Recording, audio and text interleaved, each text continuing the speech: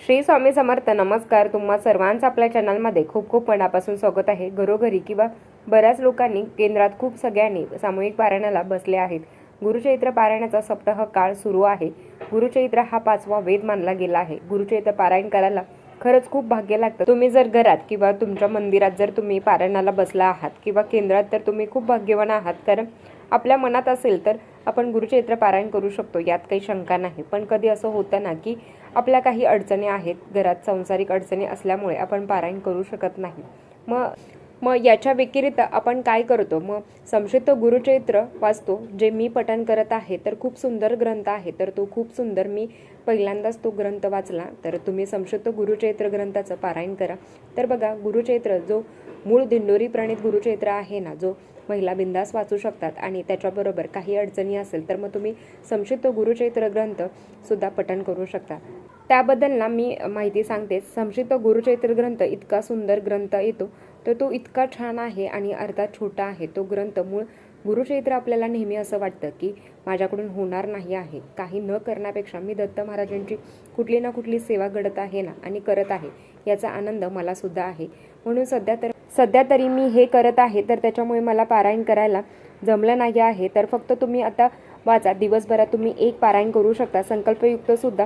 त्या संदर्भातली नंतर मी माहिती देईलच. गुरुचैत्र पारायण आपण जेव्हा करत असतो, गुरुचैत्र पारायण करत असताना तर घेतली जाणार, दत्त महाराजांची सेवा करत आहोत, महाराज आपल्याला झेपेल त्या पद्धतीने परीक्षा घेतली जाणार. बऱ्याच महिला आहेत त्या मस्त अशा हसत खेळत पारायण होत आहे की त्यांना कळतही नाही आहे. बघा, पारायण करणं लय सोपं आहे, पारायणाला बसणं सोपं आहे, पण त्या 7 दिवसामध्ये थोडेफार अडचणी येतात, मानसिक स्थिती बदलते, चिडचिड होते, वाचताना झोप येते, आळस येतो, जांभळ्या येतात. या बऱ्याच काही कारणांमुळे आपल्याला थोडं मन विचलित होतं आणि वाचताना असं इतकं मन भरकटतं की आज इथे तर उद्या लगेच आपल्या माहेरी जातं आणि माहेरचे काय करत आहेत आणि लगेच मग अजून ते कुठेतरी जातं. तर असं जर तुमच्या बाबतीत घडत असेल तर आजचा व्हिडिओ तुमच्यासाठी आहे. बघा, काय करायचं आहे. आधी तर जेव्हा तुमच्या घरात गुरुचैत्र पारायण वाचलं जातं, तर तेव्हा साक्षात तुमचं गुरुचैत्र पारायण दत्त महाराज ऐकत असतात आणि या 7 दिवसाच्या कालावधीमध्ये तुमच्या घरात दत्त महाराजांची भ्रमंती होते. पण बघा, महाराजांचं असं आहे की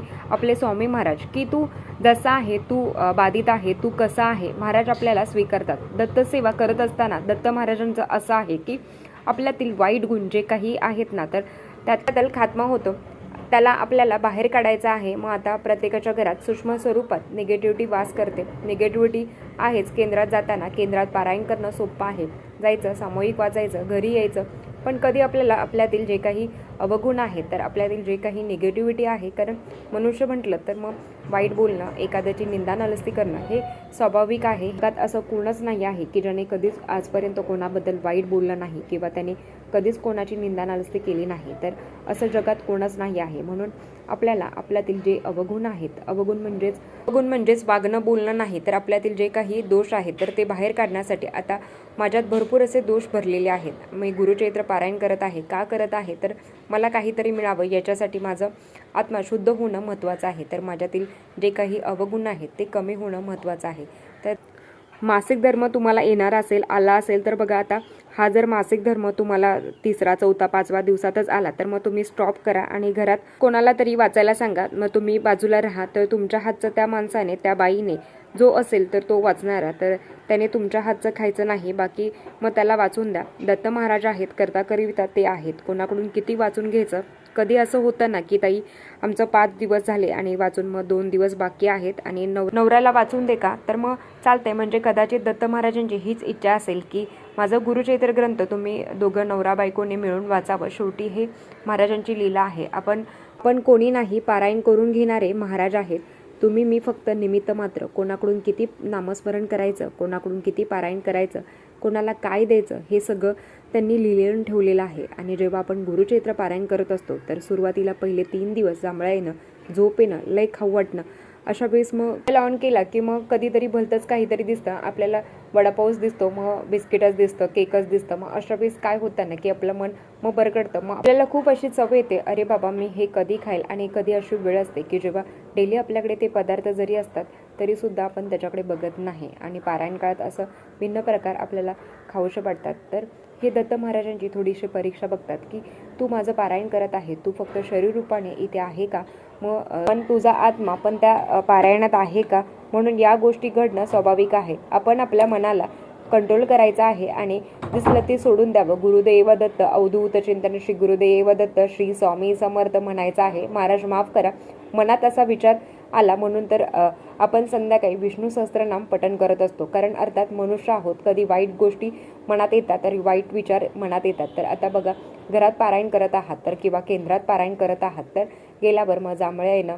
कारण बघा, सकाळी जाऊन आपण पठण करत असतो आणि घरात करत असतो, संध्याकाळी पठण करत असतो, लय झोप येते, अचानक मग अशी डुलकी लागून जाते. का लागते? कारण आपल्या आयुष्यातील जी काही नकारात्मकता आहे, जी काही बाधा आहे, तर ती आपण वाचून जेव्हा आपण पठण करत असतो, दत्त महाराजांचे कुठले पण चरित्र, स्वामी महाराजांचे कुठले पण चरित्र पठण करत असतो, तर तेव्हा आपले दोष कमी होतच असतात.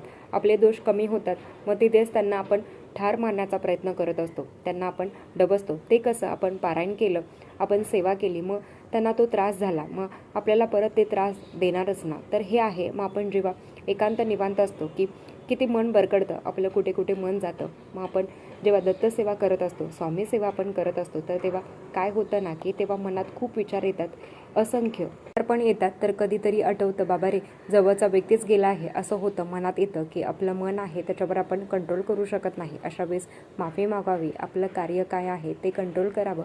आपलं कार्य काय आहे की पारायण करायचं आहे, दत्त महाराजांचं नामस्मरण करायचं आहे.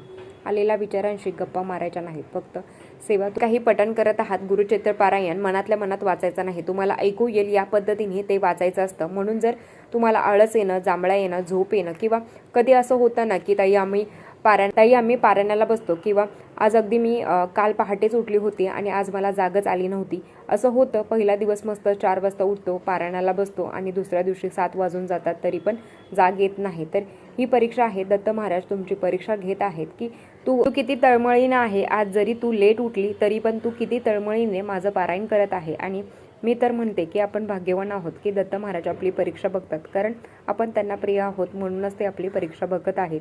लोकांचे कर्म त्यांच्यातील अवगुण नाहीच आहेत, ते एकदम मस्त पारायण त्यांचं होतं, तर कोण त्यांच्याशी डोकं लावत नाही किंवा काही कधी होतच नाही.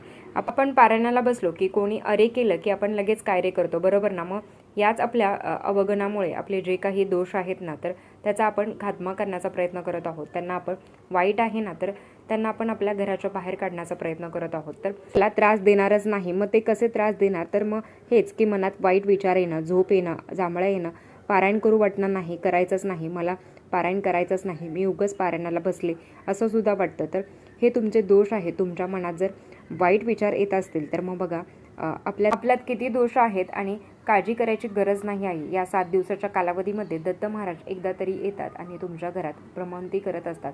तुमच्या आयुष्यातील जे काही दुःख, संकट आहे, तर ते कमी होतातच. आणि म्हणूनच गुरुचरित्र पारायण करत असताना डाव्या कुशीवर झोपावं असं म्हणतात. आता कंटिन्यू डाव्या कुशीवर झोपावं असं अजिबात नाही आहे, कारण एकदा झोपलं की मग आपण इकडे तिकडे होतोच असतो. मग जेव्हा तुम्हाला जाग येईल तर तेव्हा तुम्ही डाव्या कुशीवर झोपावं, कारण साक्षात दत्त महाराज दर्शन देत असतात.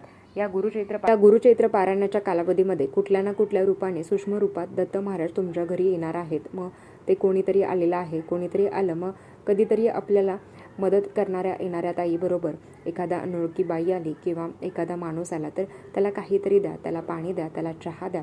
कुठल्या ना कुठल्या रूपात येऊन दत्त महाराज तुमच्या घरातलं पाणी पितील, चहा पितील. या 7 दिवसाच्या कालावधीमध्ये जास्तीत जास्त अन्नदान करा. फक्त मग माणसांनाच करायचं का? पशु पक्षी प्राण्यांना, जे कोणी असेल, भोवती जे गरजू लोक असतील, ज्यांना गरज आहे, जास्तीत जास्त अन्नदान करा. अन्नदान करत असताना सुद्धा गरजूंना दान करावं. ज्याला त्या अन्नाची गरज आहे तर त्याला दान करावं. मग ते घरातले असो किंवा बाहेरचे असो. पण सांगते, कुठल्या ना कुठल्या सूक्ष्म रूपात दत्त महाराज तुमच्याकडे येणार आहेत आणि ते तुम्हाला दर्शन देणारच आहेत. एवढंच आहे की आपली कुवत पाहिजे की त्यांना ओळखायचे. कधी न येणारा माणूस आज माझ्या दारात आलेला आहे आणि कधी न माझ्या घरात आजपर्यंत कधीही भिक्षुकी नाही आला, पण अचानक तो आला. का आला? तर अर्थात ही त्यांनी रचलेली लीला आहे आणि आपण फक्त निमित्त मात्र असतो. कधी असं होतं ना की साक्षात परमेश्वर तुमच्या सोबत आहेत आणि तुमच्या समोर आहे, पण आपण त्यांना ओळखू शकत नाही. जसं मार्गशीर्ष महिन्याच्या गुरुवारची कहाणीमध्ये तेच आहे की साक्षात माता लक्ष्मी तिच्या समोर होती, पण तिला ती ओळखू आली नाही. म्हणून 7 दिवसाच्या कालावधीमध्ये कोणाचं मन दुखवणार नाही, कोणाचा अपमान होणार नाही, तर ही काळजी घ्यावी. तर आपल्याला कोणीतरी बोललं की आपण लगेच कार्य करतोच आणि तो स्वाभाविक आहे आणि मनुष्य जातीचा तो स्वभाव आहे. पण या गोष्टीचं आपल्याला पालन करायचं आहे. गुरुचरित्र पारायण जर तुम्ही करत असाल तर तुम्ही खरंच खूप भाग्यवान आहात. हे दत्ततत्व जागृत झालेलं असतं. आता दत्तजन्म होणार आहे आणि या दत्तजन्माच्या कालावधीमध्ये गुरुचरित्र पारायण करणं प्रत्येकाचं स्वप्न असतं. आता कितीतरी स्वामी सेवेकरी आहेत ज्यांना 5 ते 10 वर्ष झालेले आहेत, स्वामी सेवेत आलेले आहेत, पण त्यांच्याकडून पारायण नाही झालेलं आहे. पण आणि गुरुचरित्र पारायण करायला काही घाबरायचं नाही. नियम अटी काही नाही आहेत, एकदम भारी आहेत. आणि तुमचं जे काही वाचन चालू आहे ना, ते साक्षात दत्त महाराज ऐकत असतात आणि ते तुम्हाला दर्शन देण्यासाठी तुमच्या घरात वास्तव्य करत असतात. आणि जरी घर भाड्याचं असो किंवा स्वतःचं असो, काहीही असो, पण तुम्ही त्यांचे भक्त आहात आणि ते तुमच्यासाठी तुमच्या घरात येणारच आहेत. म्हणून पारायण कालावधीमध्ये जर काही वाईट स्वप्न पडले किंवा काही वाईट गोष्टी घडल्या तरी मनात आणायचं नाही. सगळं छान होणार आहे आणि शेवटी दत्त महाराजांची कृपा आहे आणि त्यांचा आशीर्वाद तुमच्यावर आहे. 7 दिवसाच्या कालावधीमध्ये ते तुमच्या घरात आल्यावर तुम्हाला सुख, समृद्धी, आरोग्य, ऐश्वर्य सगळं प्रदान करून जाणार आहे. पण हे 7 दिवस परीक्षेचा काळ असणार आहे. घाबरायचं नाही आहे. सेवा करणं हे तुमचं काम आहे. बाकी करता करविता तूच एक स्वामीनाथा. आपण कोणी नाही आहे. तर चला आजच्यासाठी इतकंच. आजचा व्हिडिओ इथेच थांबवते. आवडला असेल तर लाईक, शेअर, सबस्क्राईब. परत भेटू अशाच नवीन व्हिडिओसोबत. तोपर्यंत धन्यवाद. श्री स्वामी समर्थ.